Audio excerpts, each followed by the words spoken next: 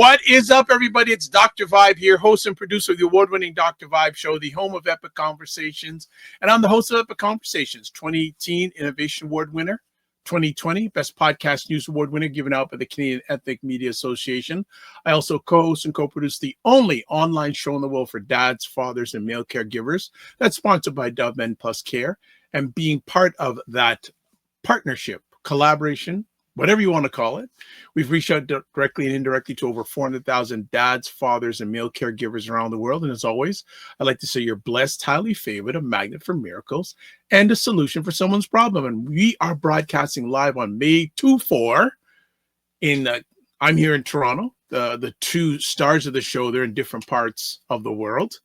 And it's Primetime Saturday with Aisha LaLa, where these two wonderful ladies, and it's interesting. I was listening to something earlier on this week that this black gentleman saying we shouldn't call our ladies queens. And it was a very interesting perspective, I guess. I'm just going to call these two wonderful African-American ladies, give their takes, and they try to make sense of the nonsense that's going on in America, politically, socially, and everything in between. So I'm really good and really happy to have, Aisha is with us, but look who has come back. She is back from I've been in the sound of silence. Yes, 100%. 100%. LaLa Key is in the house. LaLa, back, LaLa. Yeah, we missed I'm glad you. to be back. I was having withdrawal symptoms. Yeah, she's going. We were communicating on this. Going, I haven't been on it so long. I'm going withdrawal. No show, none. I mean, I do a couple of other shows too, but I haven't been on any at all. And I have to give a shout out to my husband because it's really good when you have someone who really does care for you, because you can say you feel better, but they know when you're not feeling better. So he has strictly limited me on my talking on anything. And so tonight he made me promise, and I promised him that I would only be on an hour. Yes. Well, after last week's marathon, 2 hours. over 2 hours. Over 2 hours with Aisha and Dr. Tachi, and they went in, family. So I'm going to tell you something. I would highly suggest you go to the Dr. Vibe Show YouTube channel and catch out. That was an epic conversation. And the wonderful thing is both of them, I brought up topics in real time and they went in on them. They went in on, actually was speaking with a good friend yesterday and talking about how Aisha and Dr. Tachi were talking about the whole ChatGPT thing and higher education.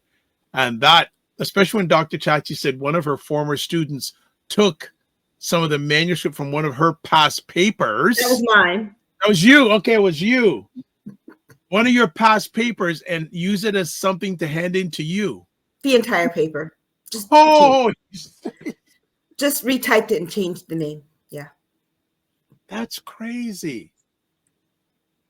That's crazy. And it's actually yesterday, another one of the shows I host called The Morning Vibe. Yes, that's called The Morning Vibe.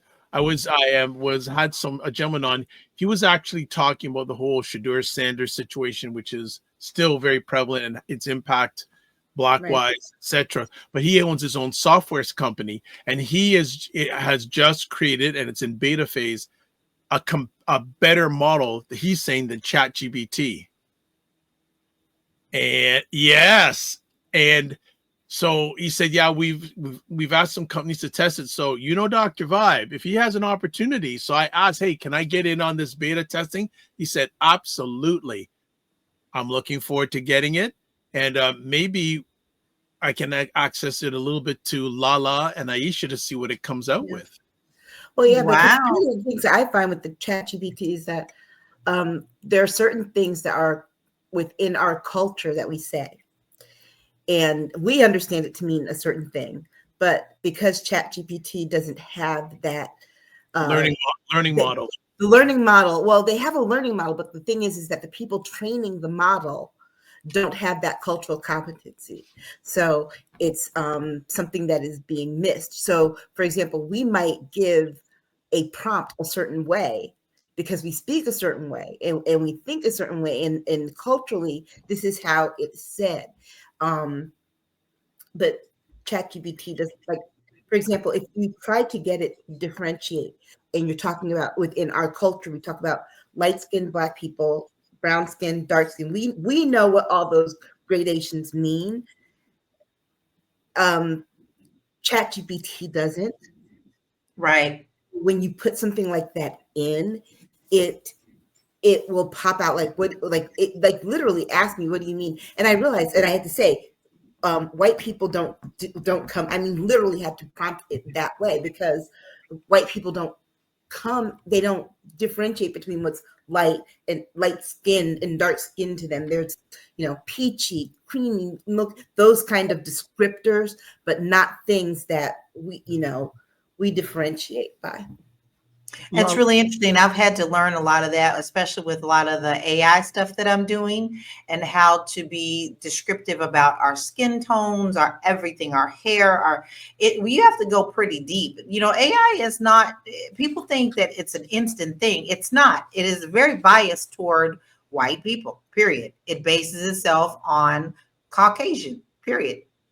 Well, Yeah. That's who's. And it's like, it doesn't, like, for example, if you tell it that you want like, for example, you want to create a picture of different shades of Black people, it gives you Black people all the same shade. They might just have different hairdos and things like that.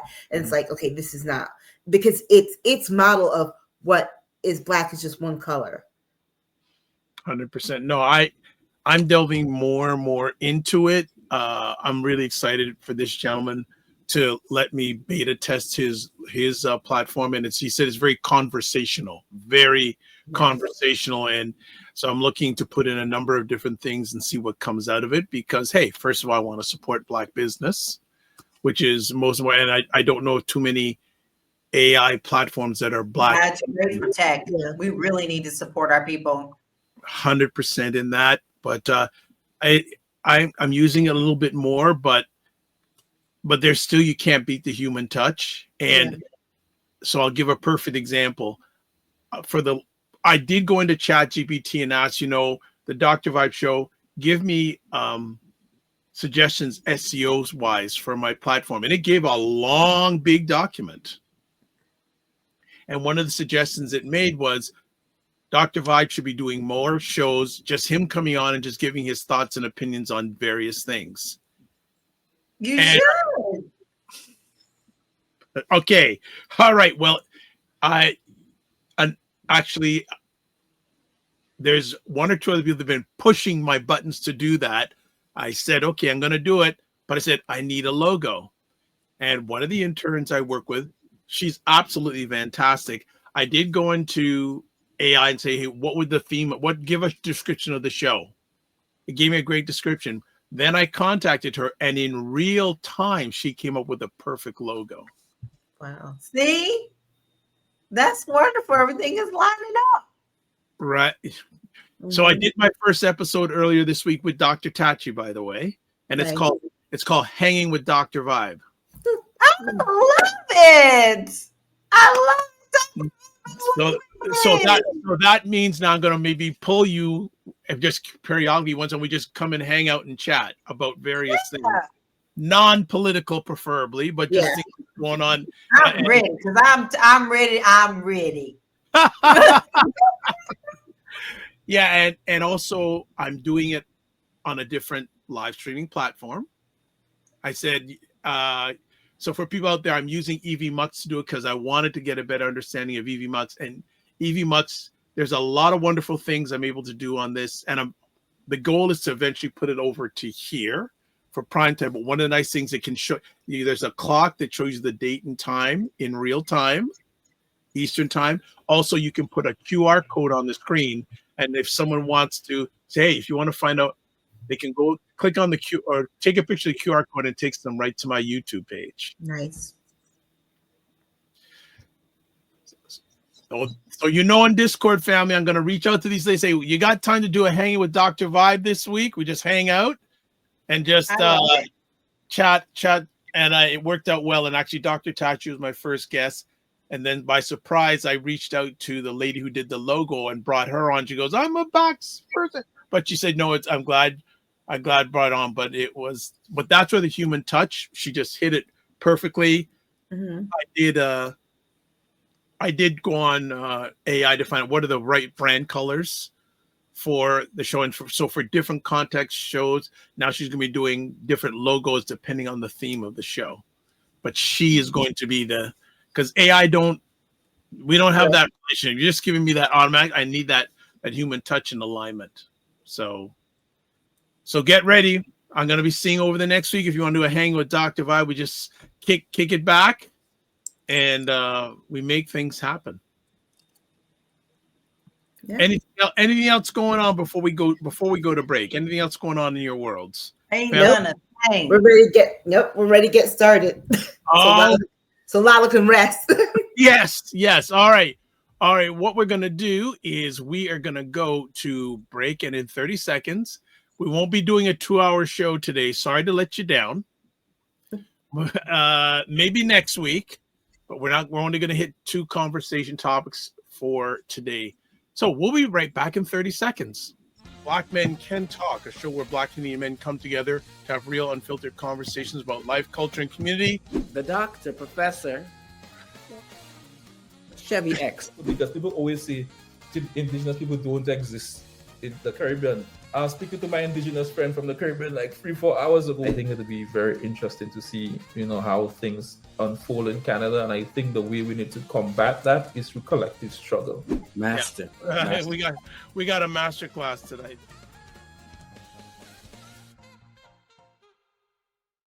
All right. That is Black Men Can Talk. Sunday evenings, 9 p.m. Eastern, 6 p.m. Pacific, where bunch of us Black Canadian men just hang out and give thoughts and interview people or have conversations with people from a Black Canadian view. All right, let's do some housework first. Girlfriends Chat with Aisha LaLa and Jill Jones. I'm still waiting for the day that Jill Jones comes back, even for one episode. We had a real fun conversation this week. Oh, we didn't really even talk about a lot of politics. It really was a girlfriend chat. It was really fun. Good. Well, that's where you can older episodes on Patreon, newer episodes on Substack, then Primetime Saturday show store. There's the link there. The Discord group is there. You can email me at dr.vibe at the drvibeshow, or click on the link in Discord and subscribe to the Dr. Vibe Show on YouTube and hit the notification button, and also like on Facebook, LinkedIn, and Instagram. By the way, people, whoever is going by, the YouTube shorts are still going crazy. It seems that almost every second or third YouTube short I post from these conversations are getting over 1,000 views, which is good for us. And then to advertise your business, product, or service, email me, dr.vibe at the drvibeshow.com. And can't forget Indie Soup Media. There it is. Independent content creators platform. I say probably in the next 2 or 3 weeks, we'll be hitting 30,000 YouTube subscribers. Run by Dr. Tachi, who, again, last week she was on. And Aisha, some people messaging going, what was that? I go, you didn't know? You didn't know what you were dealing with? Come on now. And then we got some comments before we get started. Someone named LaLa says, send stars to show your support. I said, live on my Facebook page. There you go. And this is just for people who do streaming live on Facebook, do realize now that after 30 days, your live stream episodes are taken down now. It doesn't stay on there forever. Just a heads up. Aisha says, hey, everybody. Thanks for joining us today. Number one fan, Jen Myers in the house. Jen Myers in the house. Enlightened Being says, hey, family. And then Enlightened Beings go, LaLa, you smiling down, girl. Looking awesome. I am. I've lost about 15, 16 pounds. Wow. And LaLa says, thanks for joining us, everyone. All right, let's get into one of our two conversation topics. U.S. House Republicans pass big, beautiful bill after weeks of division. Ain't nothing beautiful BS about it. bill. Big BS bill. She said BS. I'm gonna say it like it is. It's Lala's back. Yeah. Lala's back. I mean, we full talked, I think of we talked about garbage. this a bit last week about the challenges with it, but here it is. I mean, they passed it, and they passed it because they made it go further than it should. Like, the thing that for me is the part that I really want people to take from this is these cuts. The $800 million from Medicaid and the $300 million from SNAP are just the tip of the iceberg. There's a provision in here that they don't mention that when their tax cuts to the wealthy make the deficit go to a certain point, it will trigger a $500 million cut to Social Security and Medicare. which is our money. Right. Which they're using. That's not their money. That's Right. our money. Our money for our later years, healthcare, and just our overall living expenses is being taken to pay for things so that rich people do not have to pay basic income taxes. Period. Okay. I'm just going to show we have an article here if you're watching live on the replay. A look at the key items in 47's big, beautiful bill. No tax on Social Security, more Medicaid requirements. So one of the changes are the new work requirements for childless adults without disabilities. To qualify, the bill says they would require to work at least 80 hours per month beginning December 2026. Another change in the program was requiring re-enrollment to shift from once per year to once every 6 months. Enrollees will have to provide additional income and residential verifications, increase on cap on SALT tax, SNAP benefits. New bill requires states to contribute more to the program, which is also partially funded by the federal government. No tax on overtime tips or other elements. Were there ever taxes on them anyways? And then what happens next? The Senate must approve. And 47 is urging the Senate to get on board. It's the quote, "It's time for our friends in the United States Senate to get to work and send this bill to my desk in capitals as soon as possible," unquote. Well, the challenge that he has with the Senate is that, remember, Senate positions are statewide. So they're not just, it's not just the people in their little red district. The whole state votes for that person. And if you cut Medicaid and you cut SNAP, particularly in these red places, these people are going to get upset. But here's the thing that I really want people to pay very close attention to. These cuts are scheduled to go into effect December 2026, after the midterms, because they want Democrats to have to own this going into 2028 so that they can blame Democrats and say, see, we need to get back control of the House. We need to get back control of the Senate. We need to get back control of the White House. This is what that reason for having that provision is, because here's the thing, that was the only way that they could get those Republicans that were saying, no, I can't do this in my district, to say yes, to tell them that you will not pay a political price if you do this. They've basically conceded that they're going to lose the House on the backs of these tariffs come 2026. They will Which not he has announced more this week. 2028. Okay, just two more quick comments. Enlightened Being says it's basically the road of dictatorship and straight out of Project 2025, and also says, love your shirt, Aisha. Fisk. Yeah, this is a Fisk alumni sweatshirt. Fisk. I'm not hearing a lot of media or even Democrat politicians talk about how this isn't going to be going into place till after the midterms. I think that needs to be the important part that they say when they say they're cutting this, they're doing this, they're doing this. People are going to be expecting those results as soon as he signs it into law. And what they need to know is that not only does it go into effect in 2026, it's a 10-year bill, and those tax cuts are not going to expire. Because remember, they said they wanted to make them permanent. The tax cuts will not expire. And everything else in that bill, the cuts to Medicaid, the cuts to SNAP, that trigger point, which they say will happen because this brings us an additional $1 trillion into debt. Yes. That those cuts to Social Security and Medicare that will come will last for 10 years. 10 is when they will come up again. Just like that first round of Trump tax cuts. What happened with it?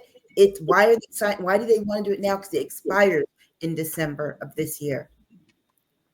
But shouldn't, if you're in the Democrat Party, should you not be hammering down that these things, what you said at the beginning, how they're not going to be going into place till after the midterms? Because Right. people may not think that. You know that people are going to know about that. But the here's problem the that thing, they have, we have too Dr. many cooks. We have too many cooks in the we have too many cooks That's in the kitchen. Aisha and I on the same page. They are not working with a comms team that has a person that says, I craft the message, I give you the talking points, you do the talking points, and you do them in the order that I'm telling you. This is how you win. Instead, what they all have is what they know to be true in the meetings and the vote, but they're not telling the people the pieces that aren't being told. So, for example, this $800 million cut to Medicaid, right? The Democrats are going and saying that, but they're not telling what does that look like for people. And so people need to know this is when it takes place. This is who will be affected. And this is the opportunity for your state to your state will have to put in more. But if you have a state that refuses that to do that expansion piece on their dime, then a lot of people are out of luck. This is when you tell people that, you know, who gets affected most first are a lot of young people. Why? A lot of people are gig employees. Gig employees get Medicaid because guess what? A gig job does not have health insurance. It doesn't offer it. Like you are an Uber driver, they don't have a health care plan. Uber doesn't even want them to unionize. So then they have their contract employees, at will contract employees. So they can qualify for something like a Medicaid, for a state Medicaid through the state exchange because they meet the income requirement, but also they can't get access. And so those people are going to lose. You're going to lose a lot of young people who are in that gap when their parents have to pull them off of their insurance versus when they'll be able to get a job that offers the benefit of healthcare. Those people fall into that. You have older people who might not be what falls along the line of a disability, but they struggle with certain things to be able to work 80 hours a week. And they might have taken like maybe early retirement or something like that. Or remember, there's also ageism with people trying to get a job. Somebody 65 might not be able to get a job in the field that they've worked in all along. And it's like, you know, that's another struggle. So they might need that. So there are a lot of people, a lot of scenarios that get cut out, and Democrats don't put it down in those terms to people. They don't say, look, this is what you're going to lose. This is who can be affected. This is when it happens. For example, this bill also reduces the amount that people can take out in student loans. Yes. Which is going to do what? Reduce the number of students enrolling in higher education. Who disproportionately takes out loans? Black college students, brown college students, Black and Latino college students take out the majority of these loans disproportionately. And so you're seeing that, and this is their way of ridding, trying to erase us from society. And then the promise then, and when you take away people's opportunities for jobs, the thing is then you're like, oh, we'll have a ready-made manufacturing workforce, but we have no manufacturing jobs from these companies based on these tariffs. So it is a mess. That's why it's like Lala said, it's a big bullshit, because there's nothing beautiful about harming the most vulnerable in our society. LaLa, please. That's their point. But that's their whole point. Their whole agenda is to harm, hurt, maim, take away anything that they could possibly do. Now, I've said it on all the other shows. I'll say it again. We've talked about what Project 2025 was. Now we're seeing it being implemented in everyday life as soon as possible, as quick as possible, and as corrupt as possible. Because let's not forget what they did. They let this slam through at like 1 a.m. in the morning. What kind of darkness are you working in? They knew that they could do that in the middle of the night. They also know that they have all the votes. Now, some of the Republicans are coming out who are not MAGA and saying this is horrible. But look how close this vote was. And then you have people like Fetterman, who came out and said, we deserve this because we didn't. Excuse me? We deserve nothing. We deserve you to do your job. So you do have some Democrats who are wibbly wobbly and just kind of going with the flow. And this is how they're winning. But no telling how many backroom deals were done to get this done. We're not going to know that too many things later. And another thing that people don't know is because there's so many things buried in this bill. Trump is actually trying to rename everything he could possibly rename to put his name on it, so that it will always say it's a Trump thing, it's a Trump this, it's a Trump that. So many, many years down the road, his name will still be repeated, even though it should be like, was it Harry Potter, he who should not be named. But this is detrimental to our country. This is detrimental not only to people like Aisha and I and anybody in the Middle Ages, like 30, 40, 50s.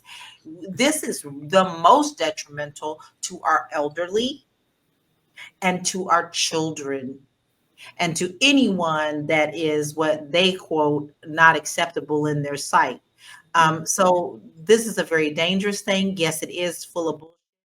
That's what they stand on. At this point, I just don't know what we do. Yeah.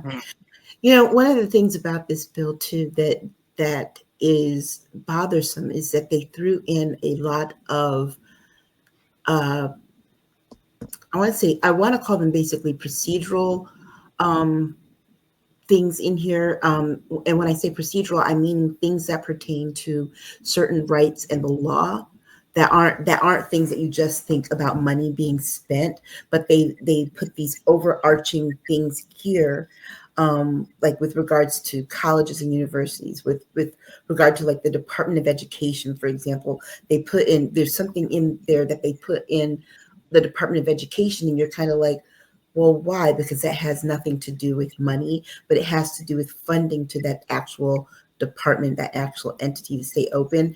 And that's going to be a little iffy, because where's all this money going that's going to be allocated for the Department of Education? If you guys, if you're trying to cut costs, why would you allocate money to something that you're saying is going to close, right? But a judge just said that they can't do that. So I'm going to wonder how that's going. Right, and the judges are telling them that there are these agencies that they want to close, that they cannot close, and that they have to rehire everybody. But I'm wondering how they're going to use the money now that have been allocated to those agencies to do things that the agencies were designed to do, but that the bill says that they can't.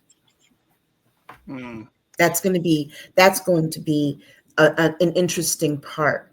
Like, for example, with the Department of Education, they said that they can't put they can't make any other policies in the bill. Just some comments we have. Enlightened Beings goes, it's too many things going on at one time and just are not organized like they like probably say they should be the Democrats. They're saying, and also Joshua goes, Dr. Vibe, do you have any room for us in Canada? We got a big, huge country in Canada. We need people to fill it up. Yeah. We need people to fill it up. And also want to shout out someone who's liked the conversation. Shantae Earl has given a thumbs up in regards to the conversation, which is wonderful. Ladies, what do you feel that this bill will pass as is in the Senate? Well, I believe it. Yeah. I have no reason to not believe that it will. I think that all of the Republicans in there believe that there is something that they can live with. There's one who says that he's a no, period, regardless. He does not care. He said he's a solid no, not for the fact that the cuts to Medicare, Medicaid, and all the other and SNAP. For him, it is the $3 trillion additional dollars in debt that this puts the country. Well, and aligned with this, I think it was earlier on this past week or the week before, Moody's downgraded the U.S. credit rating. Yes. Yeah, now across all of them where we have been downgraded. And then I think, LaLa, you mentioned earlier, 45's on the rampage with his tariffs again. Yeah. Yes, he's now trying to do 35% on all of the EU. Well, not just that. Remember, he told Tim Apple. Of course, he started at 35, but now I guess he's up to 50. I mean, yeah. I mean, he told Tim at the CEO of Apple to that he's going to put a tariff on Apple. He's going to put, and he also said the same thing to Samsung. So on one hand, you can't say that these other countries pay the bill, and then you're saying that that this person here, who's a citizen here, who's not the business, is going to have to pay the tariff. So he's doing that part too. But the thing, to Enlightened Being's point, that there's too many things going on at one time, and they're not organized like they should be as far as the Dems are concerned. This is what in psychology they call transference of negative energy.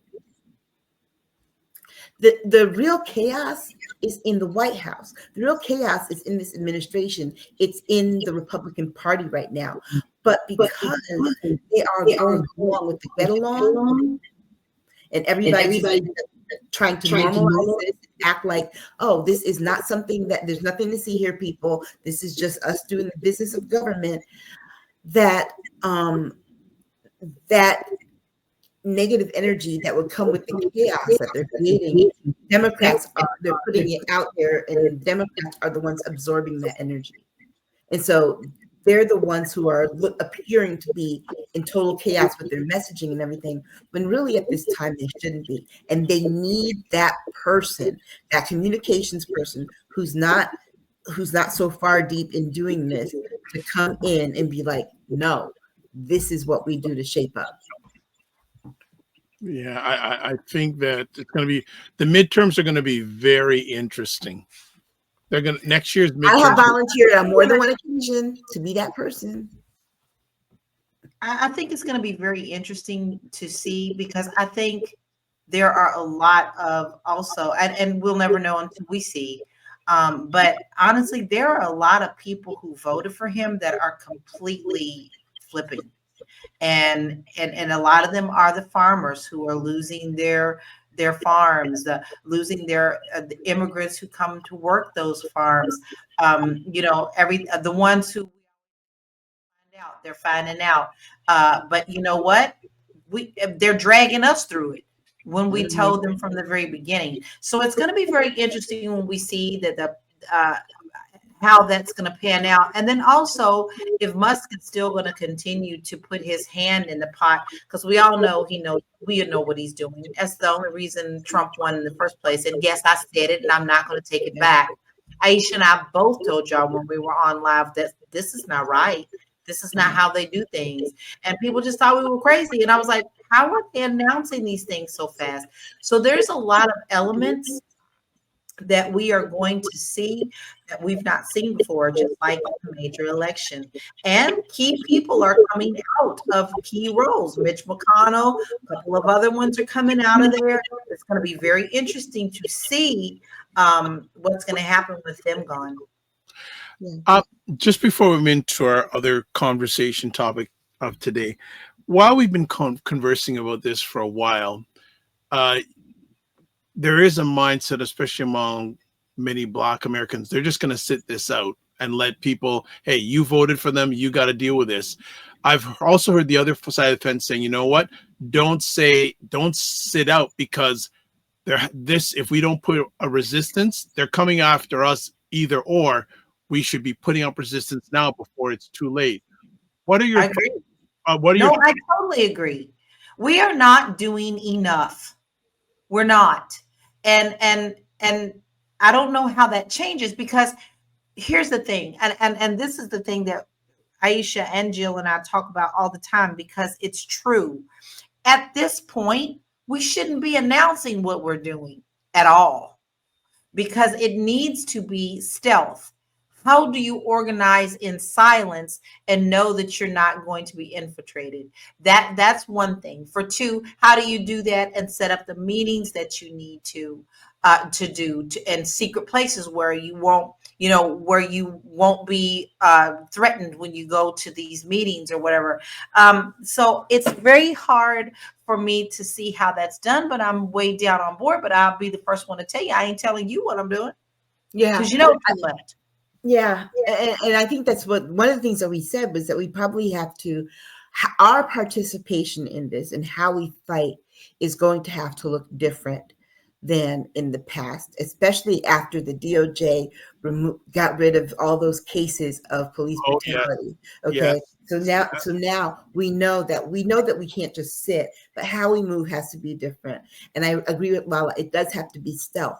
But I think that the way that we've been looking to organize and to do things by working in our own communities is the way to go, because that communication doesn't have to happen on social media. It doesn't have to happen publicly.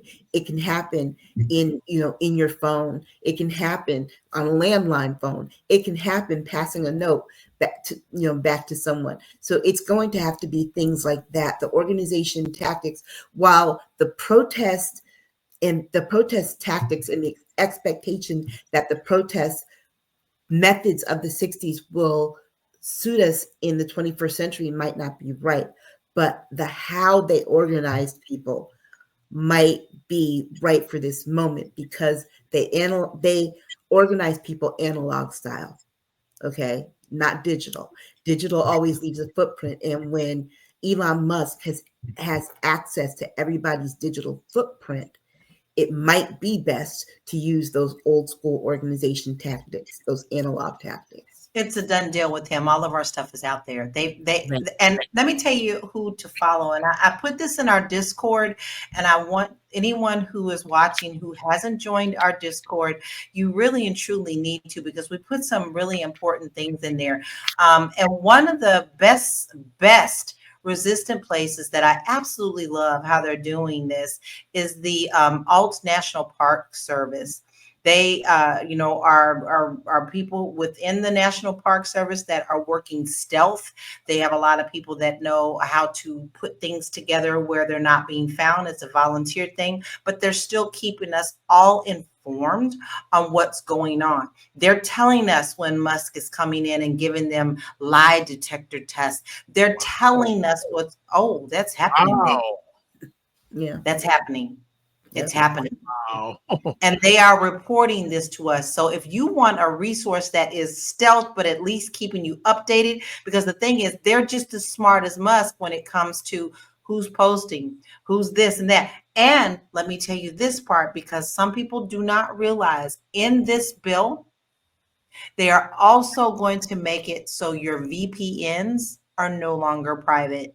They're going to find out who you are. Wow. Yeah. And the best way that you can combat that is by trying to change your algorithm. Hmm. And here's the thing about that. Aisha just said that, and this is really important, because the national park on Facebook, they do just that.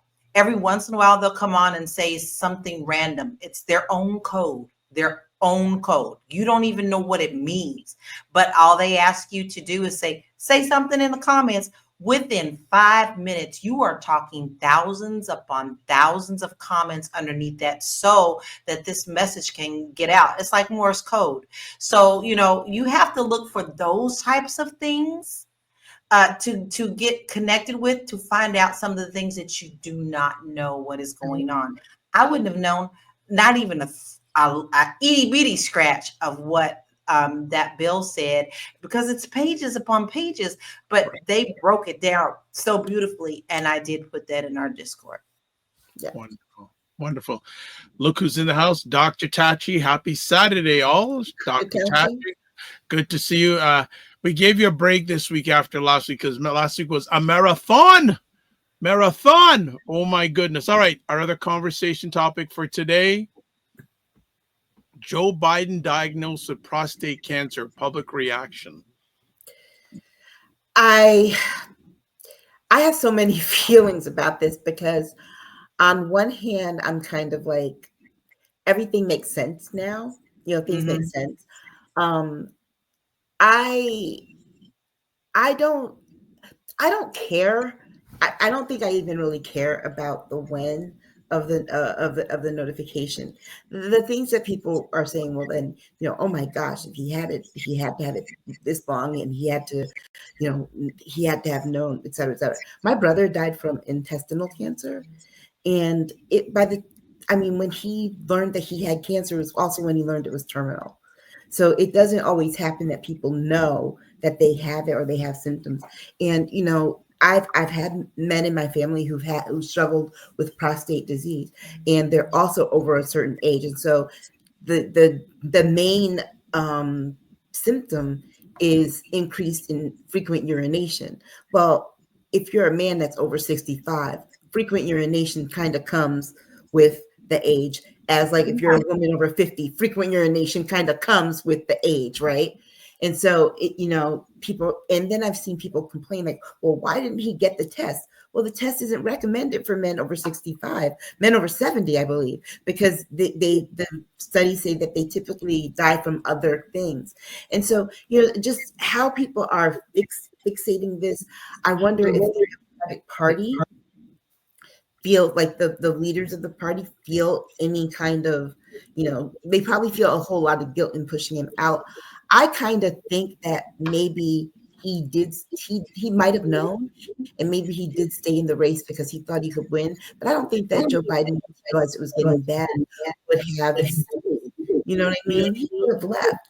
And people, I think people just were ready to believe this dementia piece, right? As is it being, he's got dementia, it's this kind of dementia, it's this and this. And, yes, it spreads to his bones. Cancer also, when it spreads to your brain, that's definitely it too, and so we're at this point where he's an old man. We don't know what the prognosis is at this point, but the media, I think, should have let him and his family have kind of a moment with that. But I realized that the timing of this announcement coincides with this book. And it was like, it was probably best to get it out there before the book permeated the psyche of the American populace, and people just couldn't hear the cancer diagnosis over Jake Tapper loudly screaming, it's dementia, it's Alzheimer's, it's this. Yeah. What's disgusting to me is how people reacted. Like immediately, was he even able to really run the country? Now we have investigations being opened, and now we're not going to make sure that all the pardons that he did are going to get reversed. And like have you heard the idiot in the White House today who spoke at a commencement and sat up there and talked about stuff that didn't matter, where the students just kind of basically had to sit on their hands? He rambles. We always talk about old white men always running this country, but that's the truth. They're old white men, period. And this is what you get. Now, had anybody said anything about Trump, Meg would immediately, oh God, he's let's make him Pope and whatever. But you know what? This man he's a former president. He served well. And he should have the privacy and the courtesy and the respect, whether you liked him or not, to be able to move along in peace and not to be continually attacked the way that they attack. That is nastiness. It's the worst of the worst. And as I've said before, someone said to me, and I have taken it up as my mantra, even the demons right now are looking down at the bar because it's so low. Yeah. Yeah. I mean, they need to give that man the kind of rest they give George W. Bush. Yeah. I want to go. I heard some interesting commentary this week. One, well, before we get to that, Dr. Tachi has some comments. He says media outlets now hold nothing sacred, and she also says true LaLa, but we are expecting sensible behavior from the insensible. Yeah. And that's a problem for me, Dr. Tachi. I'm that's no joke. I'm a sensitive person. I'm really working hard right now on a book called The Artist's Way. And I'm really tapping into my life purpose. And it's a 12-week program. And part of that is really digging deep into yourself on why you hold yourself back on your artistry, right? And that is from anything that you've done in your life. What I have come to notice is I am not going to be sorry for being a sensitive person or a caring person. And, people consider that soft. So unfortunately, I'm one of these people who always want to give some kind of hope that someone is going to have some decency. And unfortunately, we don't live in that world anymore. So that's a very hard place for me to live, is to want one thing so bad and to see a totally different thing. I feel like I live in limbo between that, because common decency should be a basic human right. It is not. But what's the definition of that these days, right? It isn't. I don't think people even know the definition of decency anymore. And a lot of that has to do with the erosion of human relationships when all of your relationships are transactional and virtual. So was this starting to decline before the pandemic or during the pandemic, and we're living with the results of it now? No, I think it really started with these social media apps and the promotion of the drama between people. They've trained people to react to things without getting full information. They've trained people to react to things in ways that are unkind and inhumane because they drive like and follows, and they drive popularity or can go viral and things like that. And then they incentivize that viral post or that thing about, getting likes by letting people monetize it. So yeah, it's all I don't think that it's mostly cowards behind keyboards. Yeah. It doesn't matter. As long as someone feels like they can just come on and be vile and hide behind a keyboard, they will do it. Even on simple things like right now, one thing that is driving me, and this is why I've backed away from a lot of things, is like Beyonce's out concert. Okay. Blue, she's out performing. Good for her. Proud of her. She brought her second daughter out, right? And now everybody's like, what's wrong with the baby? What's wrong with her? So, and it's just an eternal battle. And no one can say, oh, look at that. She's bringing her children along. Yeah. Now everybody got to fight about something. You can't even say, hey, the sky is really blue today. No. Right. It's like you get so tired of that I can't tell you how many times I've gone on and started to go, that's not your fight. Back on out of that and come on up out of there.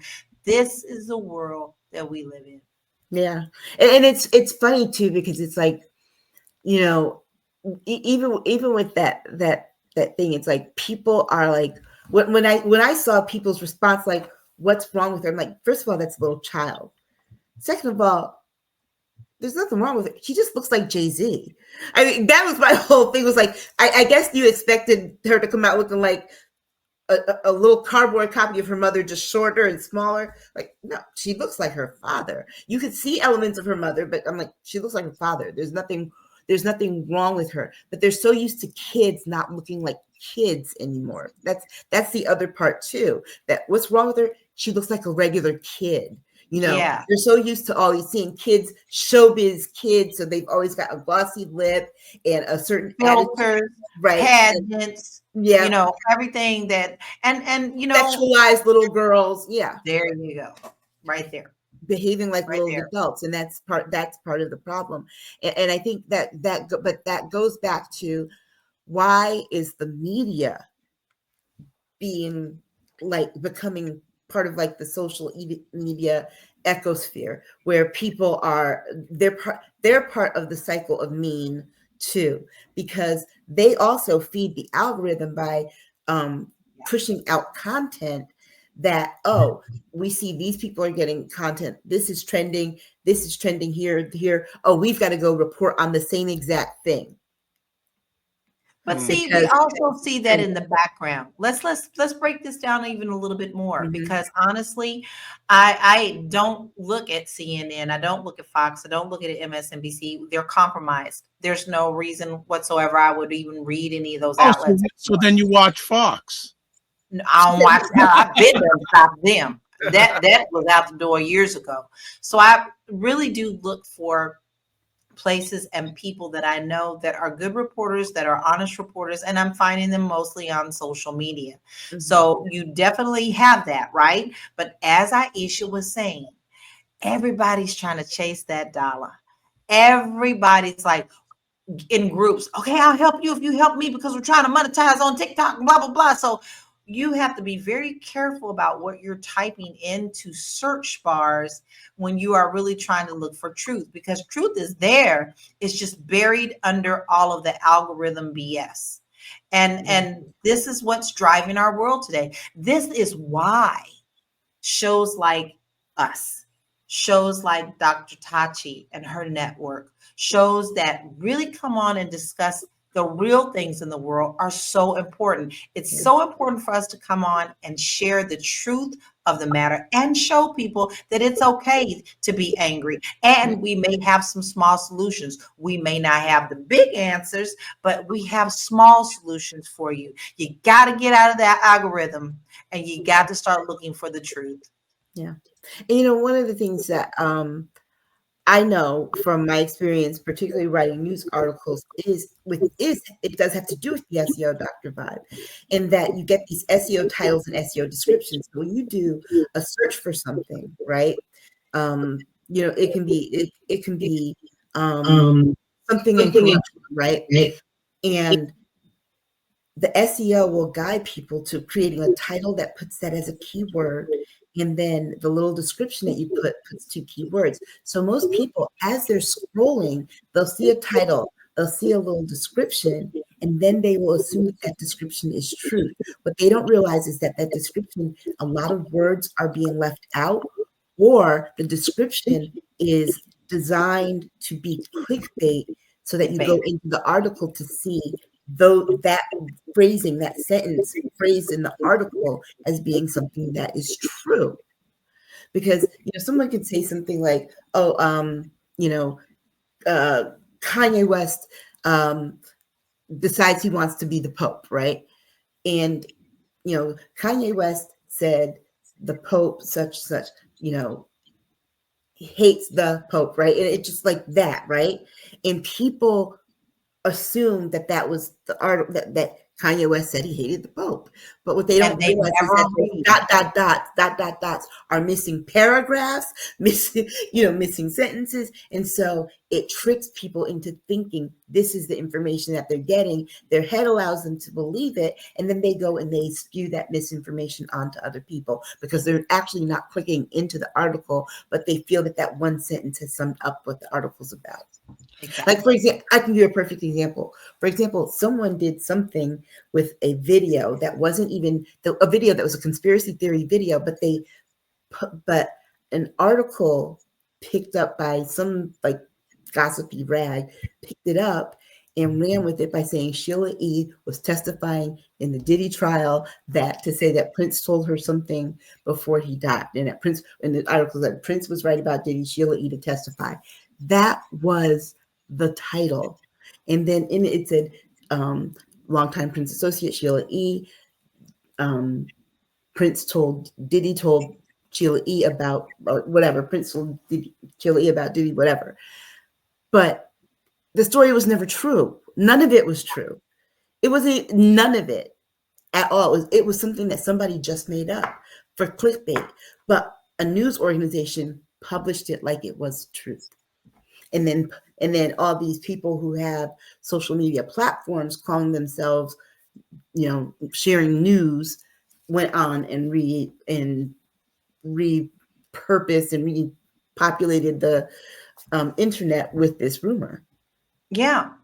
And then they do the shorts, and then they do the blah, and then they do the reels, and next thing you know, people are believing what they're seeing without even really digging for the truth.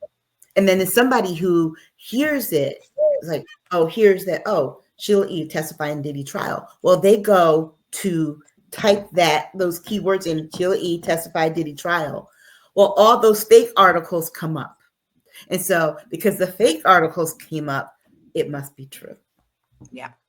Well, as usual, it must be interesting. Lala comes back, the comments start flying. So let's catch up on some comments here. They've been hanging for a bit. Matt Duffy says there is also a picture out there depicting 47 as a Jedi from Star Wars, but they gave him a red lightsaber, which is only wielded by Sith. Yeah. Who are the bad guys. And Matt Duffy says they aren't even hiding it. Dr. Tati says to Matt Duffy, trying to use pop culture references that they don't even understand, and he's just out there grinning and nodding like a toddler. And then the Walla Mala, good to hear from you. Clickbait equals more views equals more money. Dr. Chachi says Dr. Chachi says Americans tend not to have good sense, I fear.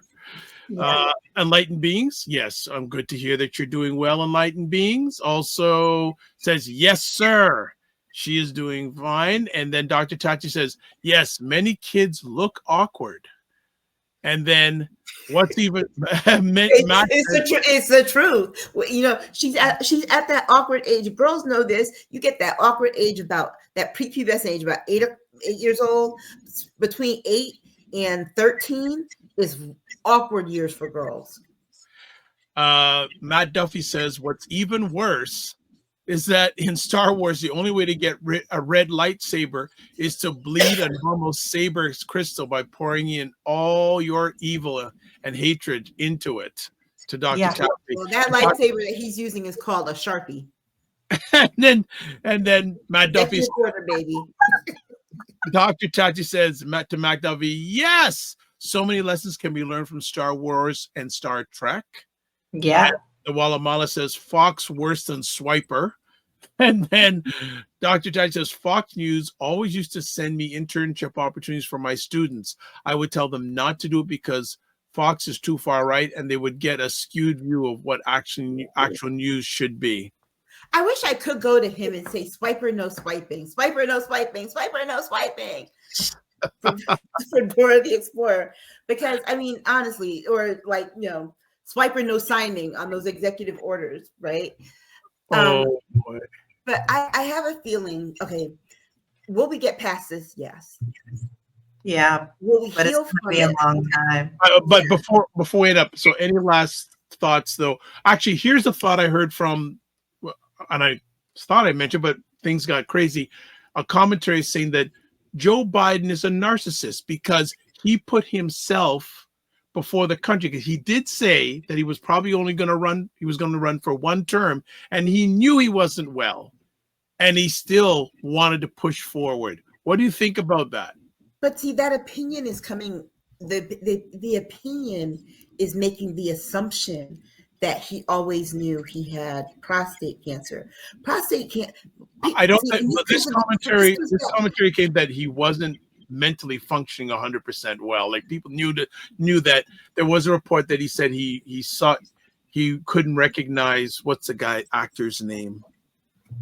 Oh, can't remember, but an actor who's a big support of his. What's the guy's name? Can't remember off the, and he couldn't even recognize it. Someone he's knew for years couldn't even recognize him. Was it like Robert Redford or something? No, what's the guy's name? Can't remember, but regardless. But some people are saying, look, he knew that he wasn't well for a long time, like cognizant. Let me tell you something. My grandfather is 90 years old. He knows exactly who I am when he sees me, but he will call me by one of my aunt's names without a doubt. And he always, and you know what? He always asks my daughter her name, and he knows my daughter's name. That's an age thing. I mean, honestly, if I did the same thing,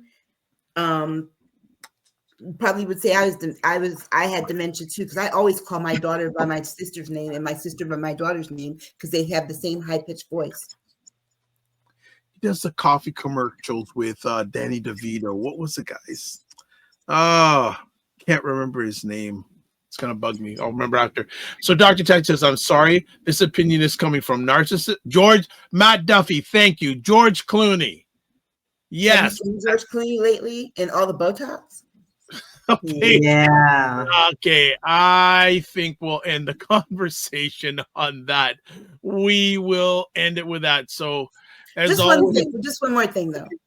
I do see this will come to an end. How we fix it is going to be the challenge. And I think that honestly, the next Democrat who comes in to run can't be someone who's going to shy away from prosecutions. Okay.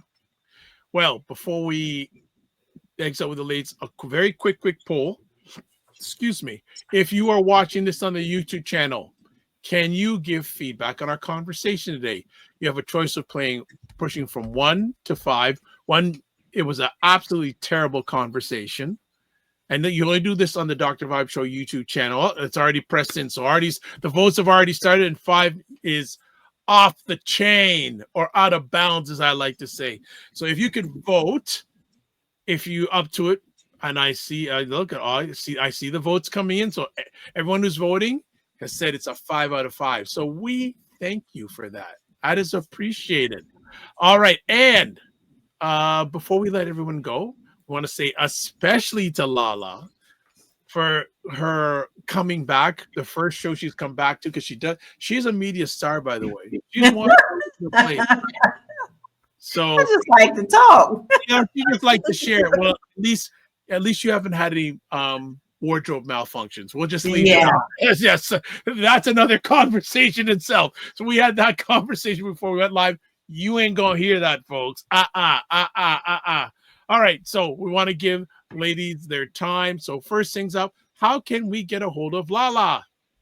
Very easy. I put it all on my website, which is www.laurakey.net.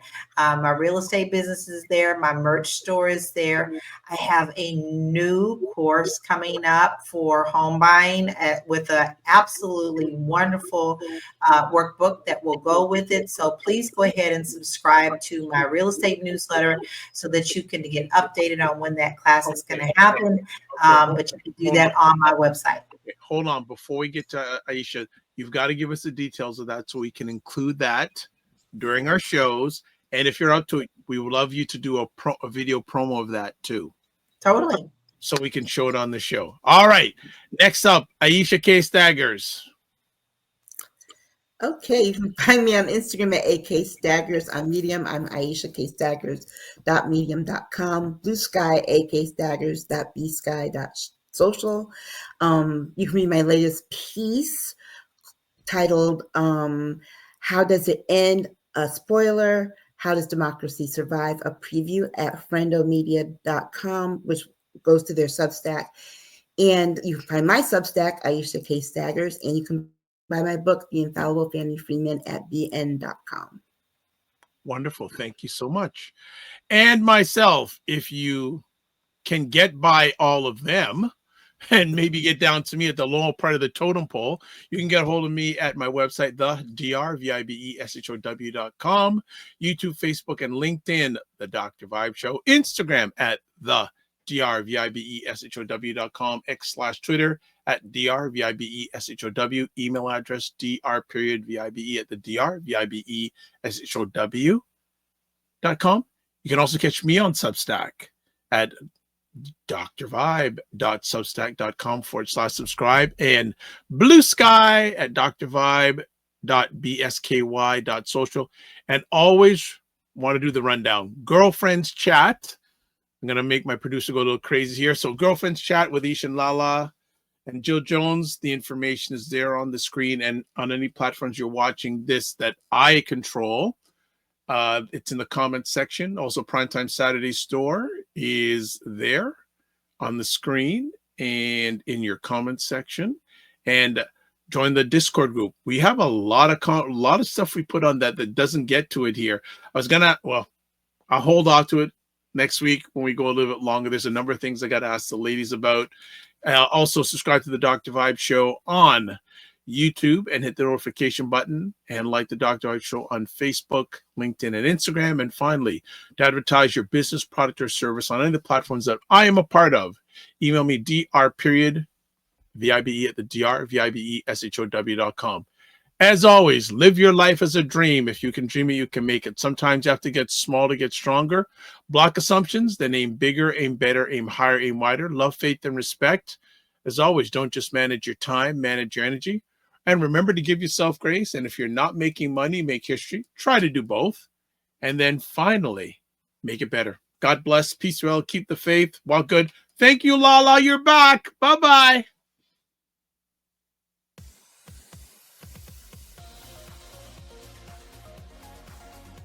To understand how afraid I am of any member of the rodent family that's down to squirrels and chipmunks. Okay, I cannot stand all members of the rodent family. Rabbits, bunnies, no. What else is going on that day? I mean, is there something we're supposed to be doing? Why are you going there? Why are you going there? You know I'm going to ask you. It falls the same day as the inauguration of the new president. The what? Excuse me? I'm sorry.